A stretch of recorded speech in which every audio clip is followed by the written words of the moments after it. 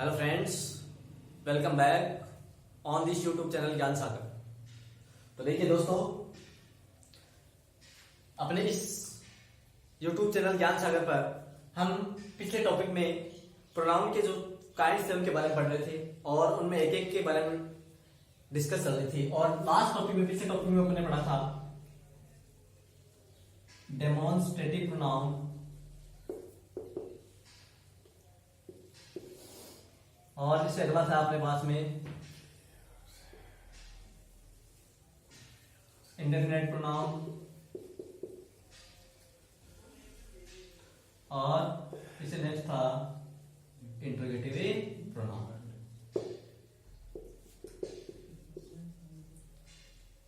इन तीन के बारे में हम डिस्कस कर चुके थे और साथ में इनके एक एक दो एग्जांपल्स भी अपन ने देखे।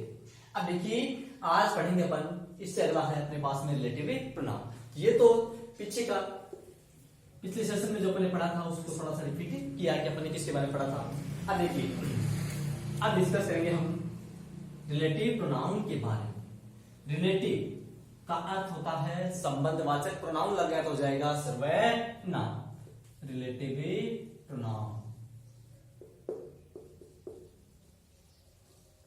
देखिए, रिलेटिव प्रोनाउन क्या होगा? ऐसा प्रोनाउन जो कोई संबंध बताने का काम करता है। अब देखिए, रिलेटिव प्रोनाउन के रूप में अपन कौन कौन से वर्ड यूज करते हैं? हु, whom, whose, which और who, whom, whose, which और that। अब देखिए, इनका यूज तो अपन इंट्रोगेटिव प्रोनाउन के रूप में भी किया था, लेकिन वहां वो WH के रूप में स्टार्ट में आ रहे थे। और यहां कहां मिलेंगे अपने को? किसी का रिलेशन बताने के लिए किसी नाउन के बारे में अपने को मिलते हैं। तो देखिए, हु, whom, whose, which। अब देखिए, और एक हो गया अपने पास में दैट। इनका अर्थ देखिए कौन से सेंस में होगा। हु का यूज किया जाएगा जो के सेंस में रिलेटिव प्रोनाउन के रूप में। whom का होगा जिससे या जिसको के अर्थ में। whose जिसका,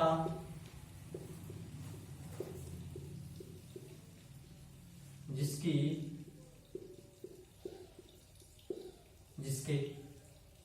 which होगा जो के अर्थ में और दैट भी हो जाएगा जो के अर्थ। ये होते हैं अपने पास में रिलेटिव प्रोनाउन। अब देखिए, इनका एक एक का यूज पढ़ेंगे। हु का कहां होगा, हुम का कहां होगा, हुज का कहां किया जाएगा, विच का कहां होगा और दैट का कहां होगा। First of all we will discuss about who as relative pronoun. यानी सबसे पहले हम रिलेटिव प्रोनाउन के रूप में हु पर डिस्कस करते हैं। और हु का अर्थ होता है जो के सेंस में यहां पर। अब देखिए, इसका यूज होता है किसी पर्सन के, और यहां पर पर्सन का अर्थ होगा व्यक्ति से। यानी who is used for person as relative pronoun. Who का यूज किसी पर्सन के लिए या व्यक्ति के लिए रिलेटिव प्रोनाउन के रूप में किया जाता है। अब देखिए एग्जाम्पल देखिए,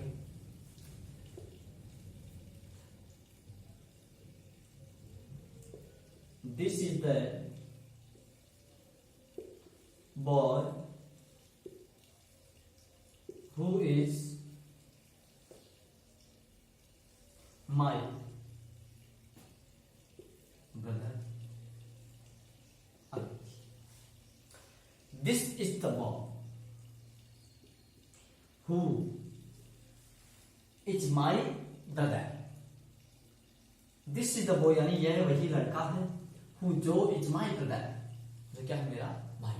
अब आप देखिएगा कि ये बॉय आपके पास में क्या है? नाउन है। इस नाउन का किसके साथ में रिलेशन बताया जा रहा है? माई यानी मेरे साथ में। और इनको रिलेशन बताने वाला वर्ड कौन सा आपके पास में? हु। तो ये हु क्या हो जाएगा? Relative pronoun. तो आप याद रखना कि हु का यूज किसी पर्सन के लिए किया जाता है, वो भी क्यों? संबंध बताने के लिए। अब देखिए आगे बात करते हैं किसकी? होम की।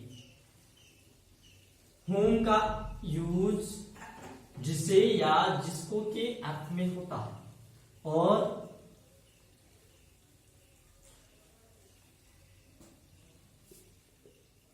whom जिसे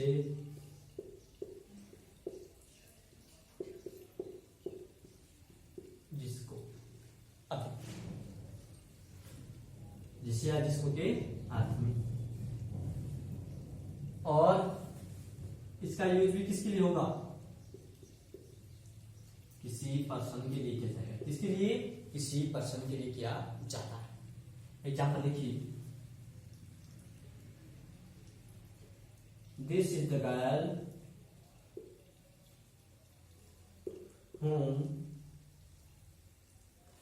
all admire. This is the girl, girl क्या होगा आपके पास में, नाउन हो जाएगा। अब देखिए इसका रिलेशन किसके साथ में हो गया, ऑल जेंट सब व्यक्ति के साथ में। एडमायर, एडमायर मतलब क्या होगा, प्रशंसा करना। ये है वही लड़की है जिसकी सब क्या करते हैं, प्रशंसा करते हैं। तो देखिए ये whom क्या बता रहा है, जिससे या जिसको के अर्थ में रिलेशन करने का काम कर रहा है। ऐसे अपने पास में और एग्जांपल हो सकते हैं, बहुत सारे एग्जांपल जिन पर अपन डिस्कस कर सकते हैं। देखिए अब ये हो गया हम, और एक्सेस जब प्रैक्टिस से एक्सरसाइज हल करेंगे तब उसमें आप हम बहुत सारे एग्जांपल्स हम उसको सोल्व करते रहेंगे। अब देखिए ये हो गया हम, इसके बाद नेक्स्ट होगा अपने पास में whose, whose का अर्थ जिसका, जिसकी, जिसके के अर्थ में किया जाता है। लेकिन ध्यान देना जब इंट्रोगेटिव प्रोनाउन में ही यह whose आ जाता है तब इसका यूज किसका, किसकी, किसके के अर्थ में किया जाता है, और यहां पर किसके अर्थ में होगा, जिसका, जिसकी, जिसके के अर्थ में। अब ध्यान दो इसका यूज आपके पास में एनिमल्स यानी जानवर होते हैं उनके लिए भी किया जाता है, और पर्सन्स होते हैं उनके लिए भी किया जाता है। यानी व्यक्ति और जानवर आप दोनों के लिए यूज कर सकते हो। तो देखिए एग्जाम्पल की बात करूं मैं,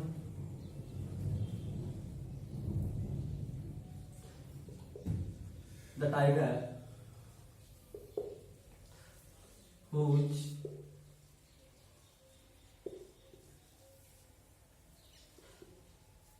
color is white, कमल लगा दिया सारी money, belongs to south Africa.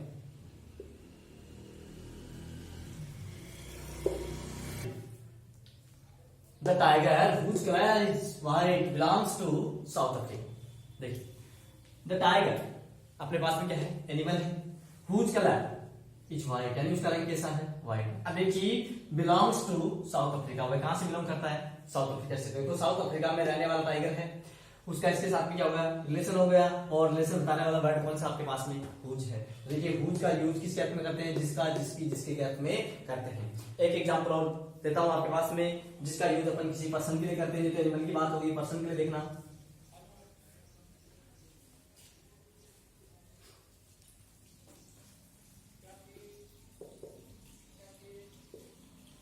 the lady whose sari is red is your aunt। देखिए अब यहां देखिए द लेडी, और यहां से देखो रिलेशन की किसके साथ बता दिया, इसके साथ में। वैसे रिलेशन भी किसके साथ में हो रहा है, ये बता दिया योर यानी आपके साथ में। तब भी ये रिलेशन बताने वाला वर्ड कौन सा होगा आपके पास में, हुज है, इसलिए यानी इस हुज का यूज किसके अर्थ में हुआ है, रिलेटिव प्रोनाउन के रूप में। तो देखिए इस तरह से अपन कोई अपने पास में पर्सन हो या एनिमल हो, दोनों के लिए अपन हुज का यूज कर सकते हैं। तो हु हो गया, हुम हो गया, हुज हो गया। अब इसके बारे में अपन किसकी चर्चा करेंगे, विच की। देखिए इंटरोगेटिव प्रोनाउन के रूप में विच का अर्थ कौन सा, कौन सी, कौन से के अर्थ में किया जाता है, लेकिन रिलेटिव प्रोनाउन में विच का यूज जो के अर्थ में किया जाएगा। अब देखिए नेक्स्ट आपके पास में कौन सा विच, और किसके अर्थ में करेंगे जो के अर्थ में। देखिए इसका यूज जो के अर्थ में होगा इसके लिए, यानी ये क्या करेगा, डिनोट्स दर्शाता है किसको, आपके पास में कोई पर्टिकुलर थिंग होती है उसके लिए, यानी किसी पर्टिकुलर थिंग के साथ में बताने के लिए। जैसे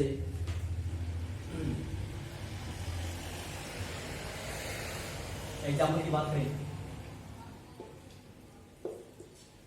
this is the book which is read by hundreds readers।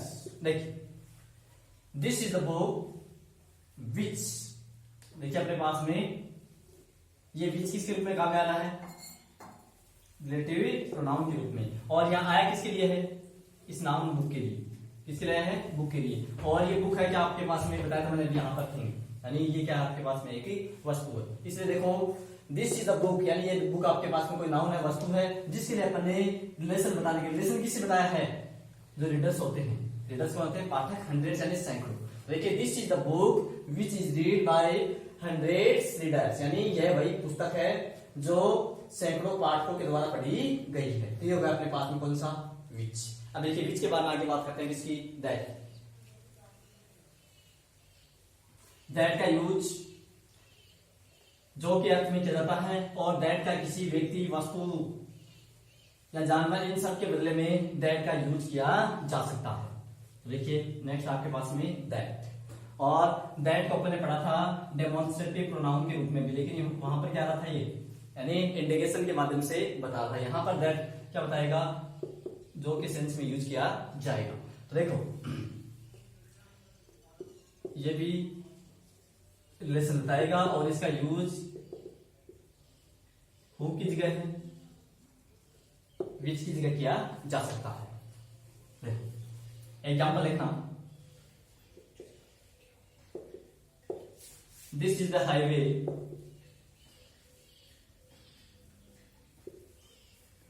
That leads to Jaipur. यानी this is the highway that leads to Jaipur. अब देखो आप रिलेटिव प्रोनाउन के रूप में कौन आया है, ये दैट आया है, और किसके बाद में, हाईवे के बाद में, हाईवे आपके पास में क्या हो जाएगा, एक नाउन हो जाएगा।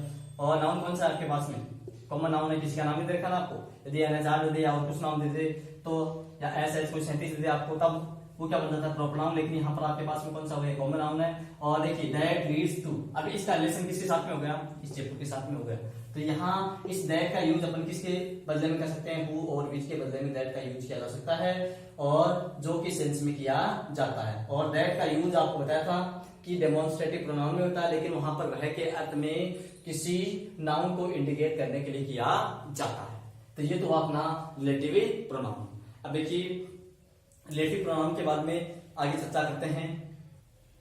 हाँ देखिए दोस्तों, अगला अपना प्रोनाउन होगा डिस्ट्रीब्यूटिव प्रोनाउन, इसके बारे में डिस्कस करेंगे। डिस्ट्रीब्यूटिव का अर्थ होता है डिस्ट्रीब्यूट करना है, बांटना, इसको बोलेंगे, बांटने से बनेगा विभाजन वाचक, या कहीं दूसरी जगह आपको एक दूसरा नाम और मिल सकता है, व्यष्टिवाचक सर्वे। अब देखिए यानी अलग अलग को बांटना, उसके सेंस अपन किसका यूज करेंगे, अपने पास में दो या दो से अधिक कोई नाउन है या प्रोनाउन दे रखे हैं, उनको अलग अलग बांटना है, तो उनको बांटने वाले प्रोनाउन को क्या बोलेंगे, डिस्ट्रीब्यूटिव बोलते हैं। और इसके एग्जाम्पल के रूप में आपको 3 वर्ड याद रखना है, इच, आइदर और नाइदर, इच, आइदर और नाइदर। अब देखिए ये 3 वर्ड आपको याद रखना है, पहला इच आ गया, दूसरा आइदर आ गया, तीसरा कौन सा हो गया, नाइदर आ जाता है।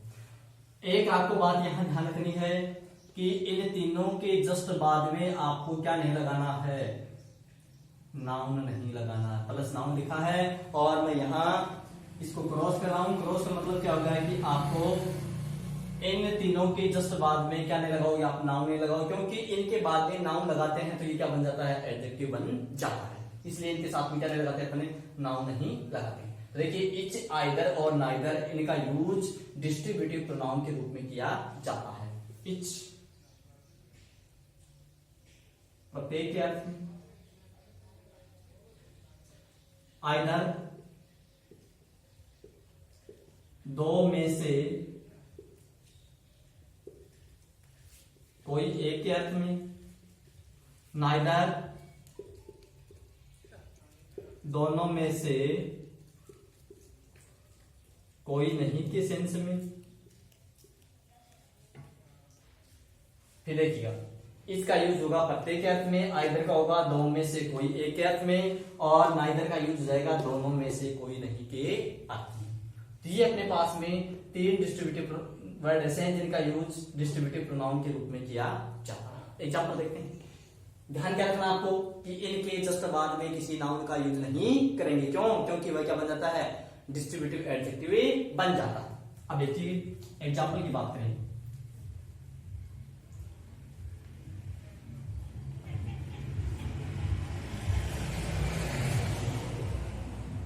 Each of the girls is beautiful।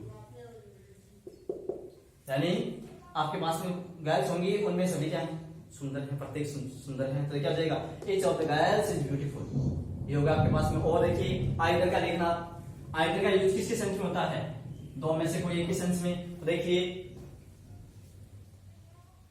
Either of the to boys is honest, either of the to boys is honest. देखिए यानी आइदर दो में से, देखिए टू आ गया ना आपके पास में, दो हो गए, और यहां आइदर दो में से कोई एक। तो दो में से कोई एक अर्थ में क्या करेंगे अपन, आइदर का यूज कर देंगे। तो ये हो गया either of the to boys. अभी आप ध्यान देना, यदि यही बॉयज आपके आइदर के जस्ट बाद में होता तो क्या बन जाता है, डिस्ट्रीब्यूटिव एडजेक्टिव बन जाता। अब यहाँ पर क्या रहेगा, ये प्रोनाउन रहेगा, क्योंकि इसके जस्ट बाद में क्या नहीं आ रहा है, कोई नाउन नहीं आ रहा है। तो ये हो गया आपके पास में आइदर का यूज। अब ये क्या ये बात करते हैं नाइदर, नाइदर का यूज होगा दोनों में से कोई नहीं के अर्थ में। एग्जाम्पल देखना आप इसका, neither of the two pens writes well, neither of the two pens writes well.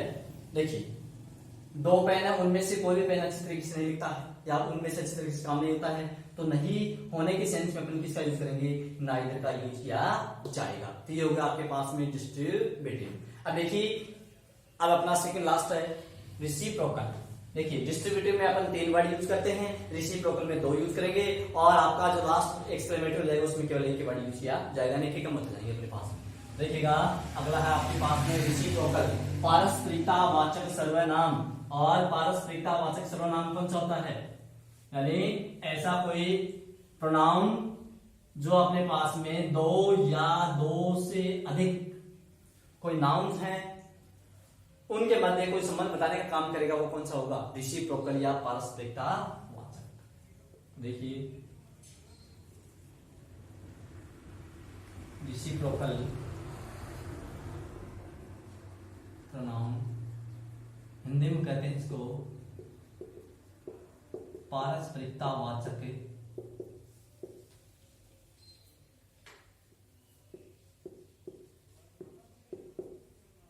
सर्वनाम।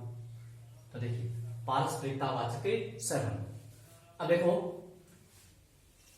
इसके एग्जांपल आपके पास में दो वर्ड ऐसे जिसका यूज करते हैं अपन, एक तो इच देयर और एक होता है वन अनदर।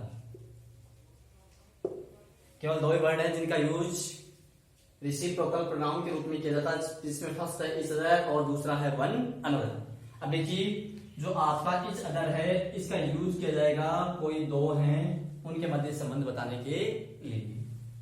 और वन अनदर का यूज होगा आपके पास में दो से अधिक, more than to.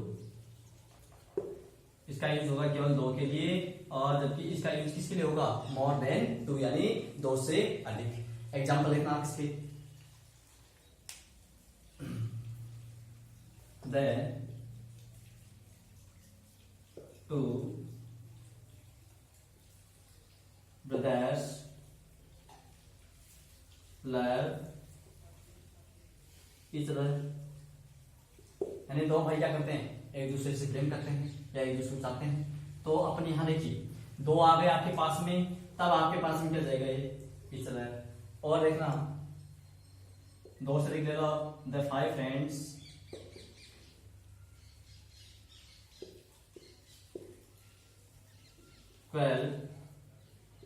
One another, 5 दोस्त हैं दोस्त, लेकिन कोई बात को लेकर के उनकी झगड़ा हो जाता है, तो वहां अपन किसका यूज करेंगे, वन अनदर का। तो देखिए ये ईच अदर तो किसके लिए हो गया, ईच अदर का यूज तो यहाँ पर 2 के लिए, 2 के लिए, और वन अनदर का यूज किसके लिए हुआ, 5 यानी मोर देन 2 के लिए। तो ये होगा आपके पास में रेसिप्रोकल प्रोनाउन। अब देखिए अपना लास्ट है एक्सक्लेमेटरी प्रोनाउन। नेक्स्ट अपना एक्सक्लेमेटरी प्रोनाउन, जिसको बोलते हैं हिंदी में विस्मयादि सूचक या विस्मयादि बोधक सर्वनाम। और देखिए कुछ भी याद रखना आपको, केवल एक वर्ड है वर्ड। यदि वर्ड का यूज कोई एक्सक्लेमेशन बताने के लिए या कोई विस्मय का भाव दर्शाने के लिए किया जाता है, तो वहां ये कौन सा प्रोनाउन बन जाता है, एक्सक्लेमेटरी प्रोनाउन बन जाता है। अब देखिए एग्जांपल लिख रहा हूं मैं, व्हाट, यानी व्हाट बोलने के बाद थोड़ा सा रुको मैं, कैसे व्हाट, और फिर जाना थोड़ा सा क्यों एक्सक्लेमेशन हुआ है, और आई क्या लिखोगे, you don't know me, you don't know me, क्या तुम मुझे नहीं जानते हो। तो देखिए ये बन गया आपके पास में, क्या के बाद थोड़ा सा रुके, अपन क्या बोला, आपने एक्सक्लेमेशन लिया है, इसलिए आपके पास में क्या हो जाएगा, एक्सक्लेमेटरी प्रोनाउन। तो देखिए दोस्तों अपना ये प्रोनाउन का टॉपिक क्लियर हो चुका है, और अपना जो नेक्स्ट सेशन होगा उसमें अपन प्रोनाउन की एक्सरसाइज लेके आएंगे, और अपने नेक्स्ट 2 सेशन में अपने एक्सरसाइज सॉल्व करेंगे, ताकि अपना प्रोनाउन वाला टॉपिक है वो क्लियर हो जाए, और कंपटीशन एग्जाम्स में या जो अपने बोर्ड एग्जाम्स वगैरह होती हैं, जितने भी एग्जाम्स हैं उनमें किस तरह से क्वेश्चन पकड़े जाते हैं, उसी के अकॉर्डिंग अपने एक्सरसाइज लेके चलेंगे। तब तक आप बने रहिए अपने इस यूट्यूब चैनल ज्ञान सागर पर। धन्यवाद।